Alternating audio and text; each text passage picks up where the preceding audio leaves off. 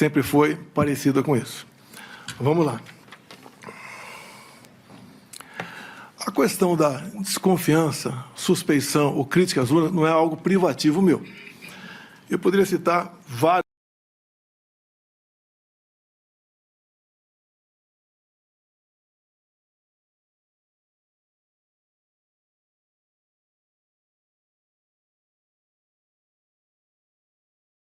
Como parlamentar.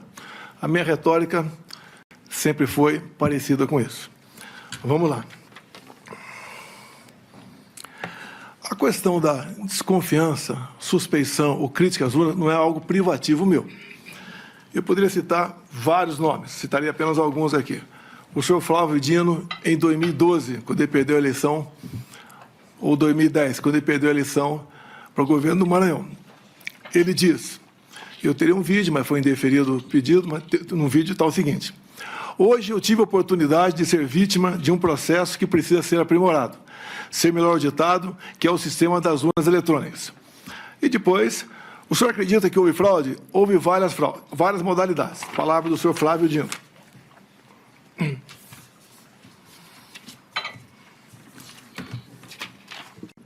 Mas faz parte da regra. Vossa Excelência, o senhor ministro Fux, aqui do Supremo, não me viram desrespeitar uma só ordem do senhor. Não me viram em nenhum momento eu agi contra a Constituição. Eu joguei dentro das 4 linhas o tempo todo. Muitas vezes me revoltava, falava palavrão, me revoltava, tá? Falava o que devia falar, sei disso, mas, no meu entender, fiz aquilo que tinha que ser feito. Eu leio um outro trecho aqui, com 1h, 13 minutos e 59 segundos da reunião, onde o senhor disse, entre aspas, pessoal, perder uma eleição não tem problema nenhum. Nós não podemos perder a democracia numa eleição fraudada.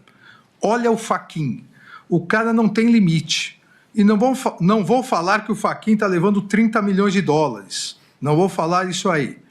O que o Barroso está levando, 30 milhões de dólares. Não vou falar isso aí. Que o Alexandre de Moraes está levando 50 milhões de dólares. Não vou falar isso aí. Não vou levar para esse lado. Não tenho prova, pô. Mas algo esquisito está acontecendo. Esse cidadão que está aqui é um marxista, advogado do MST. O Alexandre de Moraes, vocês sabem qual é a vida pregressa dele. O Barroso, vocês também sabem. Quais eram os indícios que o senhor tinha que nós estaríamos levando 50 milhões, 30 milhões de dólares? Não tem indício nenhum, senhor ministro. Tanto é que era uma reunião para não ser gravada, um desabafo, uma retórica que eu usei. Se fosse outros 3 ocupando, teria falado a mesma coisa. Então, me desculpem, não tinha essa intenção de acusar de qualquer desvio de conduta dos senhores 3. Ou seja, senhor ministro, com todo respeito, nós temos muita coisa ao nosso lado mostrando que esse sistema que está aí carece de um aperfeiçoamento, como existe, por exemplo, no Paraguai. No Paraguai, a eleição, no meu entender, ideal, o papel da urna, como passou a existir nas últimas eleições, até na Venezuela, que foi permitido lá notar que algo de anormal estava acontecendo. Nós não podemos esperar que aconteça isso no Brasil para tomar providência.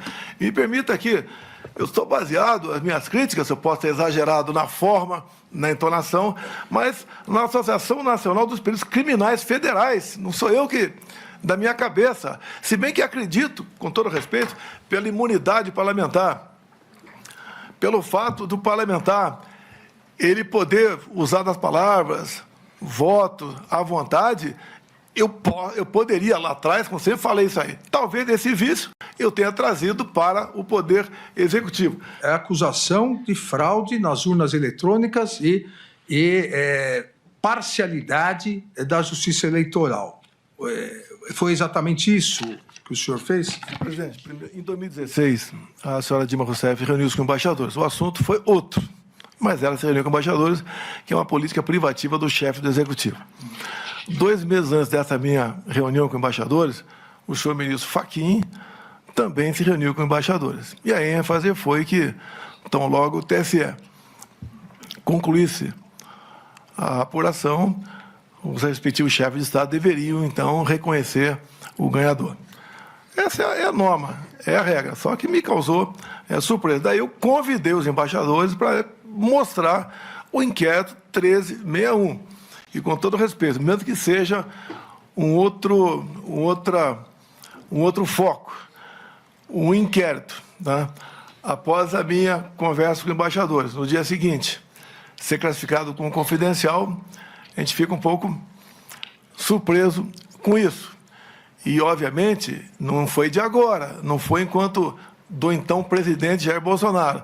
Desde 2012, no mínimo, eu sempre lutei pelo voto impresso.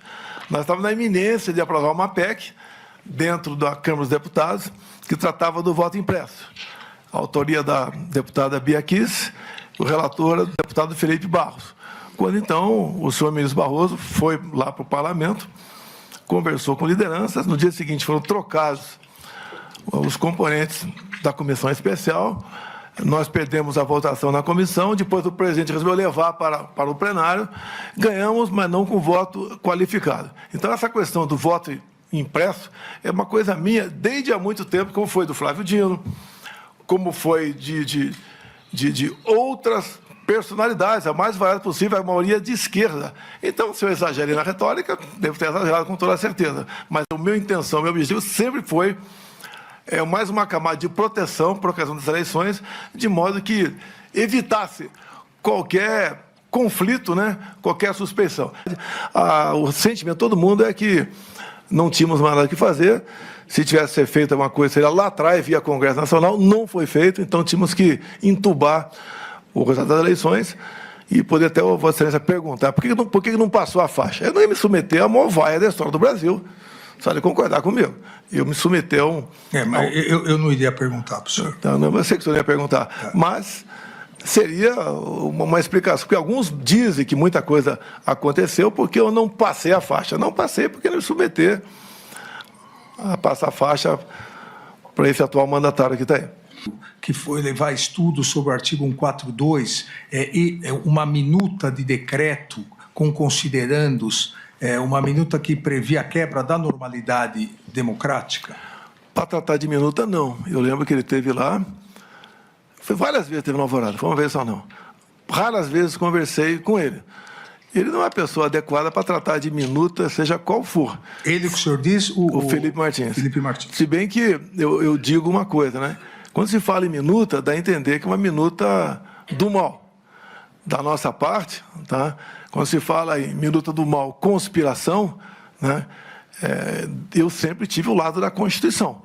Então, eu refuto qualquer possibilidade de falar em minuta de golpe ou uma minuta que não esteja enquadrada dentro da Constituição brasileira. Mas essa minuta, esse documento que o senhor conversou com eles, continha o quê? Não conversei sobre essa minuta com ele, foi bater um papo lá apenas.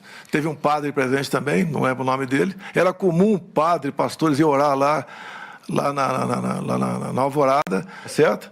Sempre cumprindo a Constituição, com respeito, com tranquilidade, com Deus no coração, com a bandeira do Brasil.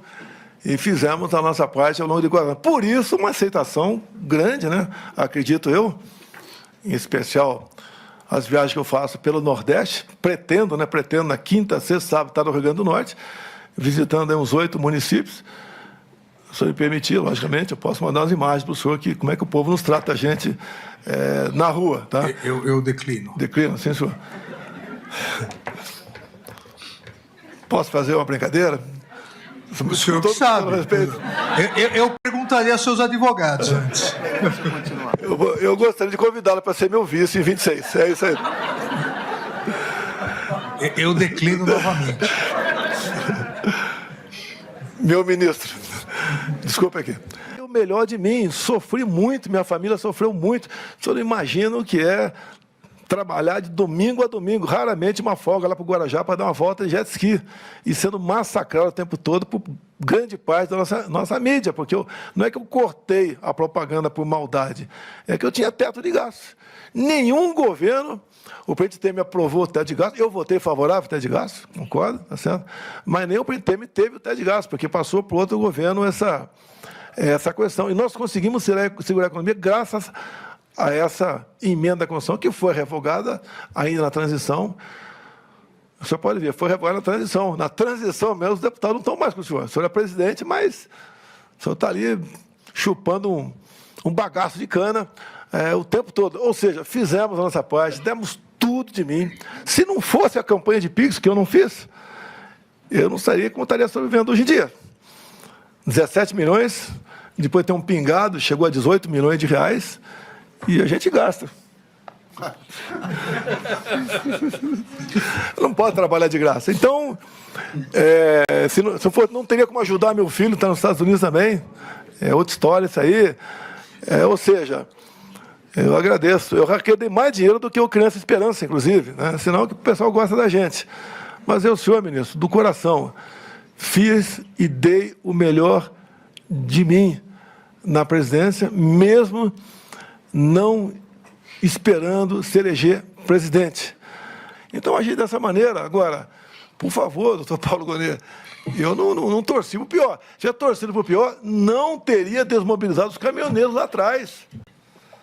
E talvez, pela minha figura, o pessoal não fez absurdo. Agora, tem sempre os malucos ali que ficam com aquela ideia, né, de AI-5, intervenção militar, que as Forças Armadas, os chefes militares jamais iam embarcar nessa, porque o pessoal estava pedindo ali, até porque não cabia isso aí, e nós tocamos o barco, né?